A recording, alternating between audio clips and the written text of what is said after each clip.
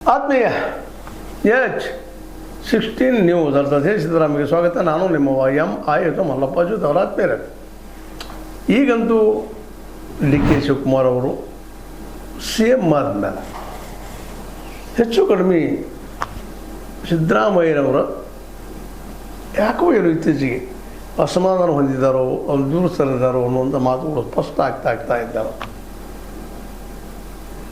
CM ಆಗೋ ಸಂದರ್ಭದಲ್ಲೇ D K Shi ಅವರು ಏನು ಮೋಡಿ ಮಾಡಿದಾರೋ ಗೊತ್ತಿಲ್ಲ. ಆದರೆ ಆ ಸಂದರ್ಭದಲ್ಲಿ ನಮ್ಮ ಸಿದ್ದರಾಮಯ್ಯನವರು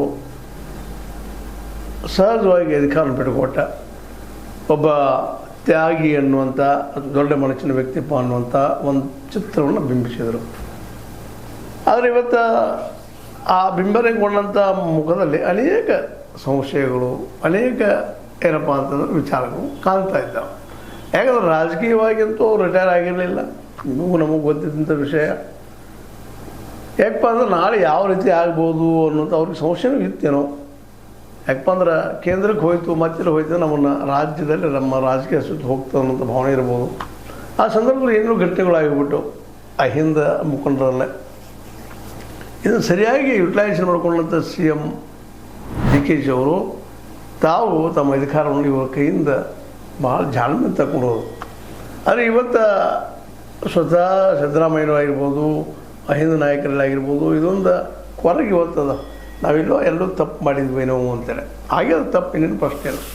ಇನ್ನು ತಿದ್ದುಕೊಳ್ಳೋದು ಹೆಂಗೆ ಅನ್ನುವಂಥ ಚಿಂತನೆ ಶುರುವಾದಂಗೆ ಕಾಣ್ತದೆ. ಅದರಲ್ಲೂ ಸುದ್ದಿಗಳು ಬರ್ತಾ ಇದ್ದಾವೆ. ಯತೀಂದ್ರ ಅವರು ಸತೀಶ್ ಅವ್ರಿಗೆ ಭೇಟಿ ಆದರು, ಒಬ್ರಿಗೊಬ್ಬರು ಭೇಟಿಯಾಗಿ ಏನೋ ಮಾತಾಡಿದರು ಅನ್ನೋಂಥ ಮಾತುಗಳು. ಅಷ್ಟಂದ್ರೆ ಎಷ್ಟು ಸುದ್ದಿ ಸಿಕ್ಕರೆ ಸಾಕು ನಮಗೆಲ್ಲ. ಸಹಜವಾಗಿ ಹೊಸ ಒಂದು ರಾಜಕೀಯ ಸಂಚಲನ ಮೂಡಿದಂಗೆ ಆಗ್ತದೆ, ಹೊಸ ವಿಚಾರ ಬರ್ತದಪ್ಪ ಅನ್ನುವಂಥ ವಿಷಯದಲ್ಲಿ. ಮತ್ತು ಮರಳಿ ದೋಸ್ತಿ ಆದ್ರೆ ಅಂದಾಗ ಸತೀಶ್ ಅವರು ಅನೇಕ ಸಲ ಅಂದ ನಮ್ಮಲ್ಲಿ ಏನು ಭಿನ್ನಾಭಿಪ್ರಾಯ ಇಲ್ಲ ಅನ್ನುವಂಥ ಮಾತನ್ನು ಈ ಸಲ ಅದ ಇಲ್ಲ ಅನ್ನೋದಕ್ಕೆ ಸಾಕ್ಷಿ ಒದಗಿಸಂಗೆ ಆಗ್ಯದ, ಸಾಕ್ಷಿ ಸಿಕ್ಕಂಗೆ ಆಗ್ಯದ. ಹೌದಪ್ಪ ಬಂದ ಯತೀಂದ್ರ ಅವರು ಸ್ವತಃ ಭೇಟಿ ಆದರು ಅಂತೇಳಿ. ಈ ಭೇಟಿ ಆದರೆ ಏನಾಗಬಹುದು ಅನ್ನೋದು ಮತ್ತೊಂದು ಪ್ರಶ್ನೆ. ಈಗಂತೂ 2028ರವರೆಗೆ ಯಾವುದೇ ರೀತಿ ಬದಲಾವಣೆ ಆಗಲಿಕ್ಕಿಲ್ಲ, ಆಗೋದೂ ಇಲ್ಲ. ಯಾಕಂತಂದ್ರೆ ಆಲ್ರೆಡಿ ಕಾಂಗ್ರೆಸ್ ಅವ್ರನ್ನ ಒಪ್ಕೊಂಡ್ಬಿಟ್ಟದ. ಇನ್ನು 2028ರಲ್ಲೇ ಕಾಂಗ್ರೆಸ್ಸನ್ನು ಯಾವ ರೀತಿಯಾಗಿ ನಾವು ಇದಂತ ನಮ್ಮ ಕೈಗೆ ನಮ್ಮ ತೆಗೆದುಕೊಳ್ಬಹುದು ಅನ್ನೋಂಥ ಚಿಂತನೆಗಳು ಸಹಿತ ಅಹಿಂದ ನಾಯಕರಲ್ಲಿ ಮೂಡಿರ್ಬೋದು. ಅದರಲ್ಲೂ ಸಿದ್ದರಾಮಯ್ಯರಿಗೆ ಇವತ್ತು ಅದು ಹೇಗಾದರೂ ಮಾಡಿ ಅಹಿಂದ ನಾಯಕತ್ವ ಮರಳಿ ಮತ್ತೆ ಎಬ್ಬಿಸಬೇಕು, ಅದನ್ನು ಎತ್ತಬೇಕು, ಎತ್ತಿ ಅಹಿಂದ ಸಮುದಾಯದಲ್ಲಿ ಉಳಿಬೇಕಿದು ಅನ್ನುವಂಥದ್ದು ಅಧಿಕಾರ ಪ್ರಯತ್ನ ಮಾಡ್ತಾಯಿದ್ದಾರೆ ನಾವು ಮರಳಿ ಅಂತೇಳಿ. ಆದರೆ ಅಂದಷ್ಟು ಸುಲಭನ ಇದು ಅಂತೇಳಿ. ಯಾಕಂದರೆ ಡಿ ಕೆ ಶಿವಕುಮಾರ್ ಅವರು ರಾಜಕೀಯವಾಗಿ ಬುದ್ಧಿವಂತರಿದ್ದಾರೆ, ಜೊತೆಗೆ ಇವತ್ತು ಅಧಿಕಾರದಲ್ಲಿದ್ದಾರೆ. ಅಧಿಕಾರ ಅನ್ನೋದು ಭಾಳ ಮಹತ್ವದ ರೀ. ಅಧಿಕಾರ ಇತ್ತು ನೀವು ಬೇಕಾದ್ದನ್ನೇ ಮಾಡ್ಬೋದು. ಆದರೆ ಅದು ಯಶಸ್ವಿ ಆಗ್ತದಂತೇನಲ್ಲ, ಬಟ್ ಅಧಿಕಾರಗಳ ಅಂಕುಶ ಸ್ಥಾಪಿಸಿಕೊಳ್ಬೇಕು ಅಂತ ಅನ್ನೋ ದಿಶೆಯಲ್ಲಿ ಸಿದ್ದರಾಮಯ್ಯನವ್ರು ಏನೋ ಪ್ರಯತ್ನ ಮಾಡಿದ್ರೆ ಕಾಣ್ತದೆ. ಅದರಲ್ಲೇ ಈಗಿನ ಮಟ್ಟಿಗೆ ಮಾತ್ರ ಅವ್ರಿಗೆ ಸಮಾಧಾನ ಇಲ್ಲ ಅನ್ನುವಂಥದ್ದು ಸ್ಪಷ್ಟ ಆಗ್ತಾ ಬಂದು. ಯಾಕೆಂದರೆ ಅವರು ಇತ್ತೀಚಿನ ವರ್ತನೆಗಳು ನೋಡಿದಾಗ CM ಆದಮೇಲೆ ಅನೇಕ ಕಡೆಗಳಲ್ಲೇ ಆದಷ್ಟು ನಮ್ಮ ಡಿ ಕೆ ಶಿವಕುಮಾರನ್ನು ದೂರ ಇರುವಂಥ ಪ್ರವೃತ್ತಿಯನ್ನು ನಾವು ಗಮನಿಸಲಿಕ್ಕಿದ್ದೀವಿ. ಹೀಗಾಗಿ ಅವರು ಈಗ ಕಳ್ಕೊಂಡಿದ್ದನ್ನು ಮರಳಿ ಪಡೆಯುವಂಥ ಕೆಲಸ ಮಾಡ್ತಾ ಇದ್ದಾರಾ ಅಂತಂದ್ರೆ ತಮ್ಮ ಶಕ್ತಿನ ಮತ್ತು ಬಲಿ ನೋಡಿರಿ. ರಾಜಕೀಯದಲ್ಲಿ ಸಂಘಟನೆ ಭಾಳ ಮಹತ್ವದ ಇರ್ತದೆ. ನಾವು ಎಷ್ಟೋ ಎತ್ತರದ ವ್ಯಕ್ತಿಗಳಿದ್ರು ಸಹಿತ ಜೊತೆಗಾರರು ಬೇಕಾಗ್ತಾರೆ. ಮತ್ತು ಇವತ್ತು ಸತೀಶ್ ಅವ್ರು ಬೆಳೆದಾಗಿರ್ಬೋದು, ಸಿದ್ದರಾಮಯ್ಯ ಬೆಳೆದಾಗಿರ್ಬೋದು, ಒಬ್ರಿಗೊಬ್ಬರು ಆಸರೆ ಹಾಕ್ಕೊಂಡು ಬಂದಂಥವ್ರು. ಅದರಲ್ಲೂ ಮುಖ್ಯವಾಗಿ ಸಿದ್ದರಾಮಯ್ಯರಿಂದ ಇವ್ರಿಗೆ ಹೆಚ್ಚು ಲಾಭ ಆಗಿರ್ಬೋದು, ಇಲ್ಲ ಅಂತಲ್ಲ. ಹಾಗಂತೇಳಿ ಇವ್ರಿಂದ ಏನೋ ಲಾಭ ಆಗಿಲ್ಲ ಅಂತ ಹೇಳಿಕ್ಕೆ ಸಾಧ್ಯ ಇಲ್ಲ. ಸತೀಶ್ ಅವರಿಂದ ಅವ್ರ ಜೊತೆಗಿದ್ದಾರೆ, ಗುರುತಿಸ್ಕೊಂಡಿದ್ದಾರೆ, ಇವತ್ತು ಜೊತೆಗಿದ್ದಾರೆ ಅಂತ ಅನಿಸ್ತದೆ. ಇನ್ನು ಹೊಸದು ಏನಾದರೂ ಆಗ್ಬೋದಾ ಅಂತ. ಹೊಸದೇನಾದರೂ ಏನಪ್ಪ ಅಂದ್ರೆ ಮತ್ತೇನಿಲ್ಲ, ಅಹಿಂದ ಸಂಘಟನೆ ಮಾಡಿಕೊಂಡು ಮುಂಬರುವ ಚುನಾವಣೆಯಲ್ಲಿ ತಮಗೆ ಬೇಕಾದಂಥ ಜನರಿಗೆ ಹೆಚ್ಚು ತೆಗೆದುಕೊಡಿಸುವಂಥ ಪ್ರಯತ್ನ ಆಗ್ಬೋದು. ಒಂದೇಳಿದ ಆಗಲಿಲ್ಲ ಅಂದ್ರೆ ಮುಂದೆ ಕಾಂಗ್ರೆಸ್ಸಿಂದ ಬಿಟ್ಟು ಹೋಗ್ಬೋದೇನೋ ಅನ್ನುವಂಥ ಮತ್ತೊಂದು ಮಾತುಗಳು ಕೇಳಿ ಬರ್ತಾ ಇದ್ದಾವೆ. ಅಂದ್ರೆ ಒಂದು ರೀತಿಯಿಂದ ಕಾಂಗ್ರೆಸ್ಸಿಗಿದು ಎಚ್ಚರಿಕೆ ಗಂಟೆ ಅಂತೇಳಿ. ಕಾಂಗ್ರೆಸ್ ಈ ಸಂದರ್ಭದಲ್ಲಿ ಎಚ್ಚರಗೊಳ್ಳಲೇಬೇಕಂತ ಅನಿವಾರ್ಯತದ.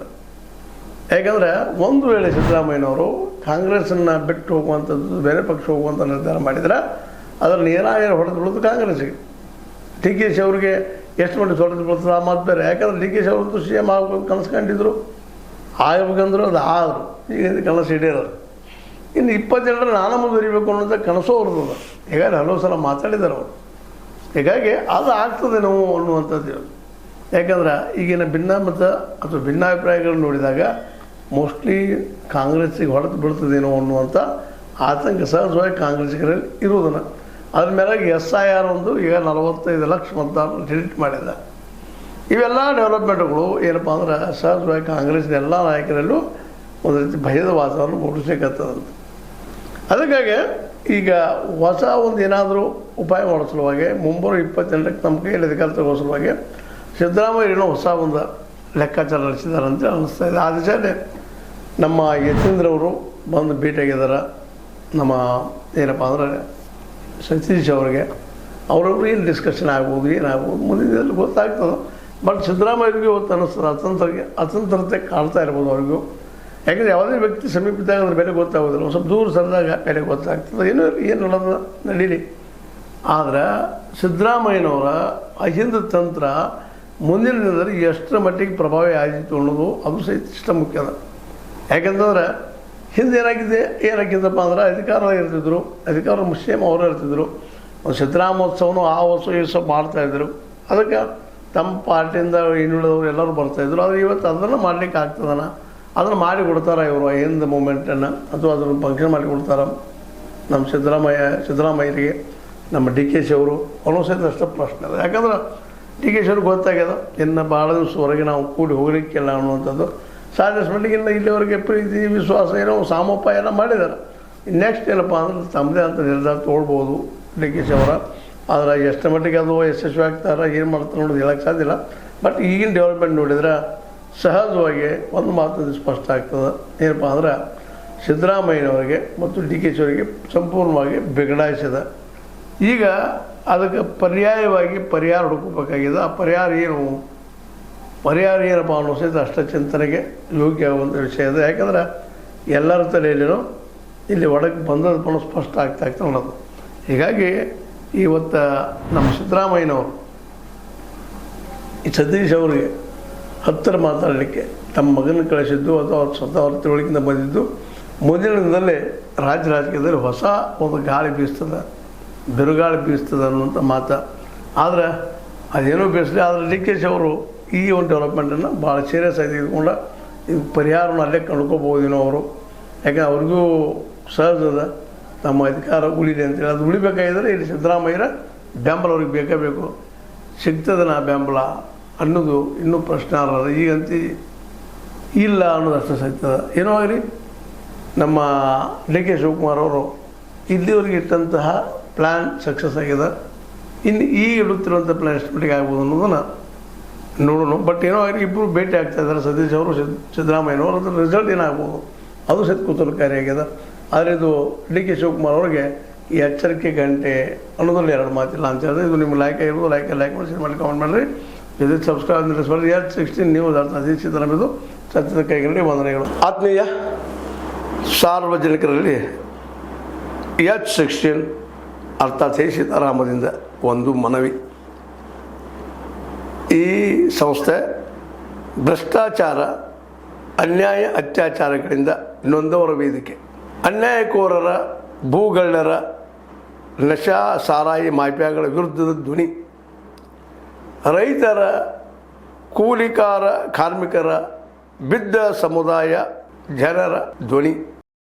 ಬೆಂಬಲವಾಗಿ ನಿಂತು ತನುಮನ ಧನದ ಸಹಾಯಕ್ಕೆ ಸಾರ್ವಜನಿಕರಲ್ಲಿ ಕೋರಿಕೆ. ದಾನದ ಸಹಾಯ ನೀಡಿ ಸ್ವಾತಂತ್ರ್ಯ ಪತ್ರಿಕೋದ್ಯಮ ಉಳಿಸಿ ಬೆಳೆಸಿ. ವಂದನೆಗಳು. ತಮ್ಮನ್ನೇ ನಂಬಿರುವ ಮಲ್ಲಪ್ಪ ಇ ಜೋತಾವರ್. ಈ ಕೆಳಗಿನ QR ಸ್ಕ್ಯಾನ್ ಮಾಡಿ ಅಥವಾ ಈ ನಂಬರ್ ಅಂದರೆ 7411402405ಗೆ ಇಲ್ಲ 9686864852ಗೆ ನೀವು ಫೋನ್ಪೇ ಮಾಡಿ, ಪೇಟಿಎಮ್ ಮಾಡಿ ಅಥವಾ ಇನ್ನಾವುದೇ ಮಾಧ್ಯಮದಿಂದ ಗೂಗಲ್ ಮೂಲಕ ಸಹಾಯ ಮಾಡಿ ಈ ಪ್ರಾಮಾಣಿಕ ಪತ್ರಿಕೋದ್ಯಮವನ್ನು ಉಳಿಸಿ ಅಂತ ಮತ್ತೊಮ್ಮೆ ಮನವಿ. ವಂದನೆಗಳು.